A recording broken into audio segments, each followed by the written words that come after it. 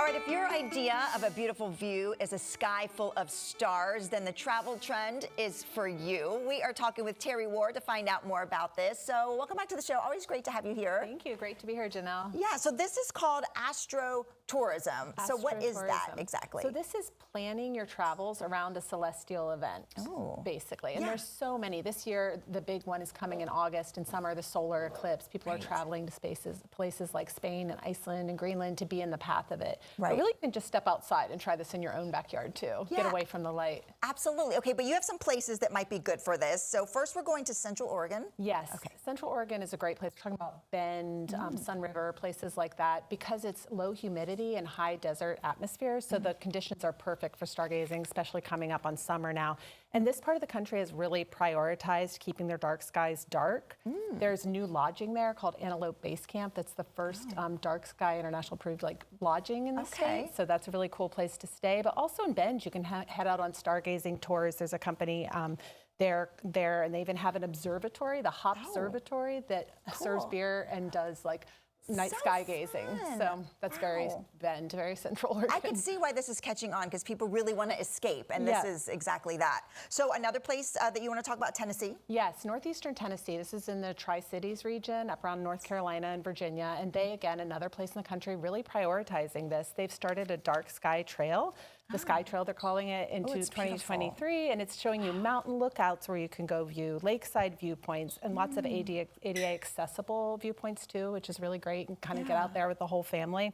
In Northeast Tennessee, you're looking at towns like Greenville and Rogersville to stay along the Appalachian Trail there. So just a great place to do some night sky stargazing and see what you see. Look for shooting stars. It looks beautiful. It is there. Okay, then you want to go to the Dry Tortugas. Right. This is in Florida, and this is a national park. It's one of our national parks along with the Everglades, and it's actually 99% underwater. But the coolest thing is that you can camp here.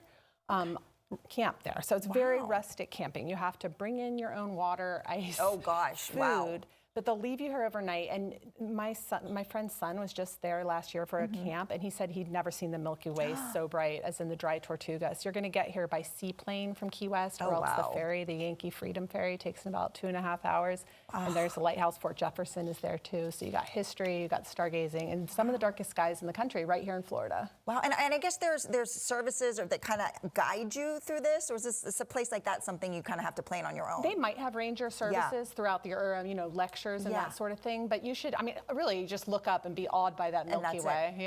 And you'll probably see shooting stars, just a great place for it. Oh, that's amazing. Okay, and then the U.S. parks. Right, our national parks, so busy, more popular than ever. They're going to be booming this summer too, but if you go with a tour group like Backroads, you can get out at night with experts seeing some of the dark skies in places like Zion, Bryce Canyon, Death Valley is great for it. Okay. So, and those, you have a guide, which is good. They'll bring you into the parks at night, so that's really special too. Perfect. Okay, and then obviously the Northern Lights. Yes. So many people want to see those. And one of my favorite places is Northern Norway. I've seen them a bunch there. And the solar maximum's coming to an end, so now's the time to plan a trip for this fall, winter, or spring. Okay. There's a company called Road Scholar. They offer educational tours. It's geared for people 50 and older, and they do great cruises on the local coastal cruiser in Norway. It's called Hurtigruten. You got 15 days cruising along this route from the south of Norway all the way up into the Arctic Circle. They'll ring a bell when if you're asleep, when the Northern Lights do their thing. And Road Scholar has expert astronomers and guides to kind of give you talks along the way. So that's just an epic thing to see. And I can tell you, it really does look like that. I was going to say, you've seen it. When it's good, it looks like that. It moves everywhere. It's just amazing. That's amazing. This is definitely like a bucket list trip. But to do it on a cruise, that's really cool. And to be in Norway, one of the most beautiful countries in the world, in my opinion. Yeah. But like you said, if you can't travel to do it, you can just look up. Go on Dark Sky International and find a place, away from the light pollution. You can do it here in Florida, anywhere. That's amazing. Well, thank you, Terry. What's a good Instagram or website if we want to follow you? I'm on Terry Ward Writer. That's my Instagram. Perfect. Thanks so much. Thanks, Janelle. Thanks Happy for having travels. me. Thank you. You too. All right, we'll be right back.